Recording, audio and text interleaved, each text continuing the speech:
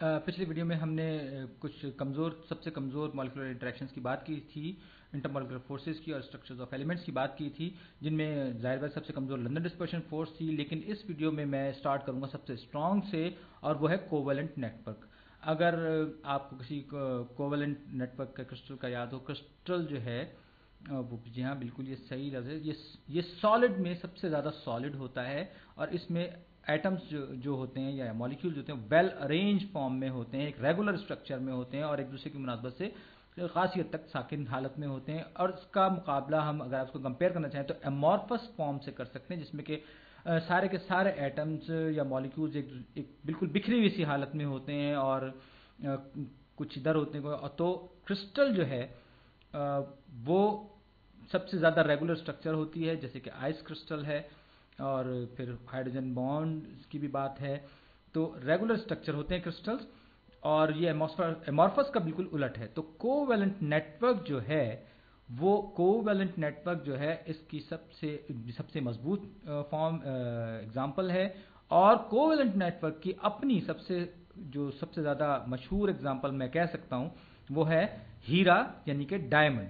हीरा आपको पता होगा कि कार्बन ही होता है, और इसमें मुख्तलिफ कार्बन एटम्स एक दूसरे के साथ मिले हुए होते हैं। एक तरह से समझ लीजिए बहुत बड़ा मॉलिक्यूल बना रहे होते हैं। आपको पता है कि कार्बन की वैलेंसी 4 होती है, यानी कि ये 4 इलेक्ट्रॉन शेयरिंग कर रहे होते हैं। तो जब कार्बन कार्बन आपस में एक दूसरे के साथ इलेक्ट्रॉन शेयर कर रहे होते हैं तो ये इस तरह से एक स्ट्रक्चर बना लेते हैं, और ये बहुत स्ट्रॉन्ग स्ट्रक्चर होती है।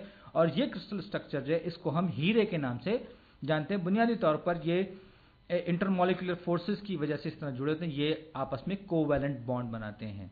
ये कार्बन एटम्स हैं जो एक दूसरे के साथ इलेक्ट्रॉन शेयरिंग करके, इलेक्ट्रॉन एक दूसरे शरीक करके कोवेलेंट बॉन्ड बना रहे हैं। तो आप इस पूरे सॉलिड मास को एक नेटवर्क ऑफ कार्बन एटम्स समझ सकते हैं, या आप कह सकते हैं एक बहुत बड़ा कार्बन मॉलिक्यूल भी है जो कि बहुत मजबूती के साथ ये सारे के सारे एटम जिसमें एक दूसरे के साथ जुड़े हुए हैं। और हीरे को उबालना भी बहुत मुश्किल काम है, बल्कि यूँ कहना चाहिए कि तकरीबन नामुमकिन है।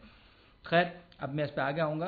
तो ये सबसे सॉलिड वर्जन है, और यूँ कहना चाहिए कि solid out of the solid है। अब उसके बाद जो दूसरी हमारे पास दूसरे नंबर पर जो इंटरमॉलिक्यूलर फोर्सेस स्ट्रांग होती हैं वो कहलाते हैं आयोनिक क्रिस्टल्स।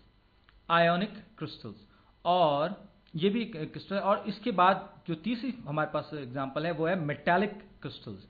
तो मेटल्स पे भी मैं बाद में बात करूंगा। चलिए, अब फर्ज कर लीजिए कि मेरे पास एक मॉलिक्यूल है जो कि आयोनिक फॉर्म है, जैसे कि NaCl, नमक, टेबल सॉल्ट। तो अगर हम पीरियोडिक टेबल देखें सॉरी, तो पीरियोडिक टेबल में ये रहा नाइट्रोजन जो कि 1 इलेक्ट्रॉन देने के लिए बेताब है, और ये रहा क्लोरीन जो 1 इलेक्ट्रॉन लेने के लिए बेताब है। इसकी इलेक्ट्रोनेगेटिविटी बहुत कम है, उसकी इलेक्ट्रोनेगेटिविटी बहुत ज़्यादा है। तो क्या होगा, सोडियम प्रैक्टिकली क्लोरीन को जब ये इसके साथ मॉलिक्यूल बनाएगा तो अपना 1 इलेक्ट्रॉन डोनेट करके पॉजिटिव हो जाएगा, और क्लोरीन नेगेटिव हो जाएगा 1 इलेक्ट्रॉन लेकर। तो इस तरह से ये एक आयोनिक बॉन्ड बन जाएगा।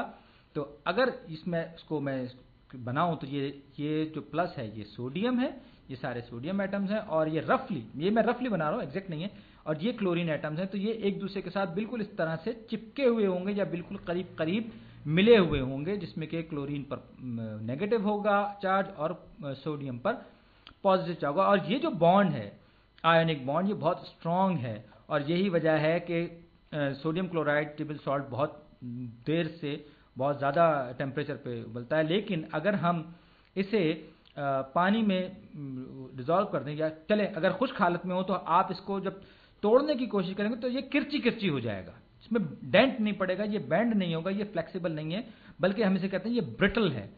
तो मैक्रो स्केल पर जब भी हम ये करते हैं, ये बड़ी इंटरेस्टिंग बात है कि जब भी हम ये कोशिश कर रहे थे कि किसी मैक्रो स्केल पर किसी चीज़ को तोड़ें, तो दरअसल हम उनके एटम्स या मॉलिक्यूल्स के दरमियान जो बॉन्ड्स बने हुए होते हैं हम उन्हें तोड़ रहे होते हैं। खैर, ये एक बात की बात है। तो मेटालिक क्रिस्टल के मुकाबले में ये ज़्यादा मजबूत है। अगर हम मेटालिक क्रिस्टल की बात करें, ये मेरे पास एक फर्ज कर लीजिए ये मेरे पास आयरन एटम्स हैं, ये आयरन एटम्स हैं।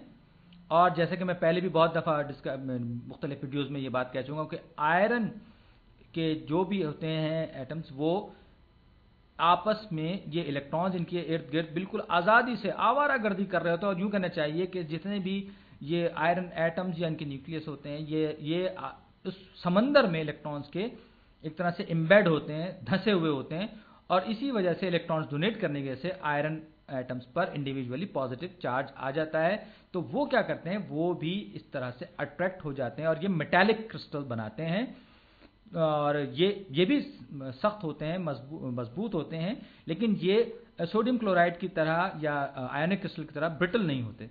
तो अगर आप हथौड़ा लेकर इसको ठोकने की, मिसाल के तौर पर आपके पास 24 कैरेट गोल्ड, बिल्कुल खालिस गोल्ड है, और आप उसको किसी स्क्रू ड्राइवर से लेकर उसको मारेंगे तो उस पर डेंट पड़ जाएगा, क्योंकि वो सोडियम क्लोराइड की तरह ब्रिटल नहीं है, बल्कि थोड़ा सा सॉफ्ट है और उसमें फ्लेक्सिबिलिटी भी है। तो अगर हम सख्त से सख्त मेटल की भी बात करें तो वो बहरहाल आयोनिक क्रिस्टल की तरह ब्रिटल नहीं होता, बल्कि उसमें कुछ ना कुछ फ्लेक्सिबिलिटी ज़रूर होती है। तो वो उसमें और भी बहुत सारी प्रॉपर्टीज़ होती हैं, चमक भी होती है, और उसमें फ्लेक्सिबिलिटी ख़ास तौर पर उसकी, और वो फोर्स को डिफ्लेक्ट करने की भी सलाहियत रखता है, और उसमें मजबूती भी होती है। खैर, ये सब बातें भी चलेंगी। तो उसका बॉइलिंग पॉइंट भी बहुत ज़्यादा होता है, अच्छा खासा होता है, क्योंकि इसके बॉन्ड्स भी अगरचे आयोनिक क्रिस्टल की तरह से नहीं होते, लेकिन फिर भी ये अच्छे खासे मजबूती के साथ एक दूसरे से उस क्रिस्टल फॉर्म में, मेटालिक क्रिस्टल में जुड़े होते हैं। तो हमारे पास यहाँ वांडर वॉल फोर्सेज भी हैं, और इसकी एग्जांपल्स में ये लंदन डिस्पर्शन में ये नोबल गैसेस की सूरत में भी डिस्कस कर चुका हूँ। पिछली वीडियो में हाइड्रोजन फ्लोराइड की भी एग्जांपल दे चुका हूँ, जो कि डायपोल डायपोल इंटरेक्शन की एग्जांपल देते हुए मैंने पिछली वीडियो में बताया था। तो दिलचस्पी की बात यह है कि इनका बॉइलिंग पॉइंट बहुत ज़्यादा होगा जब तक कि हम इस आयोनिक क्रिस्टल को पानी में डिसॉल्व ना करें। तो ये आयोनिक क्रिस्टल या सोडियम क्लोराइड की जो क्रिस्टल्स हैं, ये पानी में आसानी से डिसॉल्व हो जाती हैं। खैर, तो अब ये देखिए, ये एक और केस आया, ये पानी में डिसॉल्व होने के बाद आयोनिक डायपोल बना लेते हैं। आयोनिक डायपोल्स, या इनको आयोनिक पोलर बॉन्ड्स भी कह सकते हैं।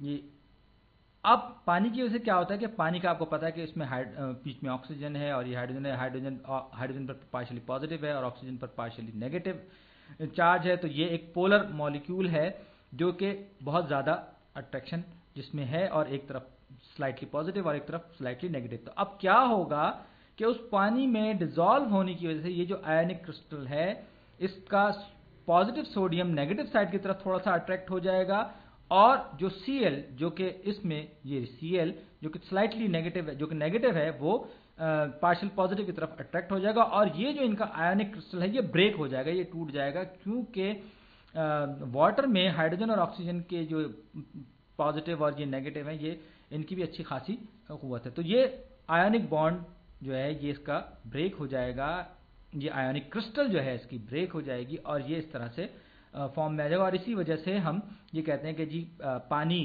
में अगर आप सॉल्ट डिजॉल्व कर लें तो पानी में से बिजली गुजरना शुरू हो जाएगी।